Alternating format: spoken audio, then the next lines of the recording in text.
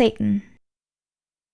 Lord of Darkness, Sovereign of the Ninth Circle, Duke of Despair, Architect of the Abyss, Chef of Temptation, Mechanic of Unfortunate Events, Fingerpaint of that gloomy fog which ruins 8-year-olds' birthday parties, 3-time Sundance Judge, he who makes one miss the bus when one has an interview with one's backup option, loved dogs. Well, he'd never met a dog, excepting those humans who rather unfairly are called dogs in a mean-spirited fashion. His friend Hades had a dog, but since it sat at the entrance of the netherworld, and he himself was confined to the interior bits by a heavenly proclamation, and Cerberus was an outside dog, he'd never gotten to play with it. But he liked the idea of dogs. He liked the idea of a preferred companion who would see him in his questionings and pacings and ravings and spillings of microwave dinners. And instead of filming an embarrassing phone video of him, would grab him by the trouser cuff and pull him to the couch to relax a bit and watch reruns of Scrubs and be very excited to read his text messages with him when he got rabbit-holed into Reddit discussions about which model trains were superior. It was Three Gorge, and anyone who said otherwise must have been Michelangelo incarnate to paint their station houses without botching the whole business up, and had no respect for the history of model locomoting. Satan got a bad rep for unwholesomeness. Scrubs had actually been his idea. He didn't like how seriously all the heavenly attendants had been taking things. How some things were above having a rollicking good time with.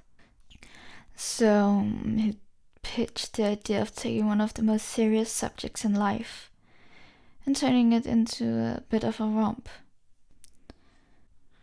Sure, it took away a bit of the majesty and awe, but it brought people together, and that couldn't be all that bad. The propagandist above, whose word is divine law, and whose very hiccough smell of roses, always painted Satan's well-meaning blunders as somehow maleficent. It wasn't his fault that God, he whose very name is unknown and unknowable, it was Max, although Satan wasn't sure if it was Maxine or Maximilian, and had his top spies working on that topic, had forgotten to turn on his blind obedience switch. He really had thought that knowledge sounded like a rather good idea that could improve the garden with things like irrigation, fertilizers, and garden gnomes. Although those plastic flamingos had been a rather bad turn, he'd fired the demon who came up with those, and had been mildly surprised when God banished him to the basement for telling the little man-beasts how to use it. He put on a good show of things, battling here and reigning there, and tempting a few saints he felt sorry for. But his heart wasn't in it anymore. He just did normal rain these days, and no more sulfur and brimstone. So when one day, hidden amongst the usual line of souls of murderers, grifters, pyramid schemers, televangelists who flew in private jets, guys who always borrowed pins and then chewed on them, and people who cut in line, a tiny Alsatian pup showed up. Satan's cold black heart skipped a beat. Well, since his heart never beat, it did the opposite. It hit a beat.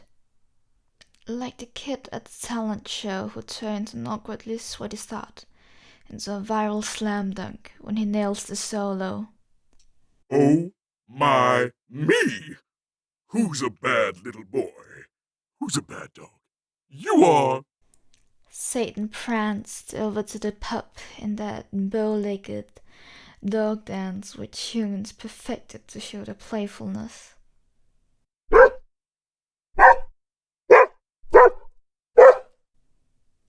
The Alsatian pup waggled his tail and walked in that zigzaggy dance which dogs perfected to show their playfulness in return. A man whose mother was a rock and whose father was the sort of man who thought a rock was better company than people, glared at the scene with flinty eyes. Oh, lighten up. Satan snapped at him before re-engaging in that tiny run with the pup and forgetting everything else. Eventually, the two collided and wrestled about for a moment before Satan noticed the package affixed to the pup's collar. What's this then? Satan asked as he retrieved the package.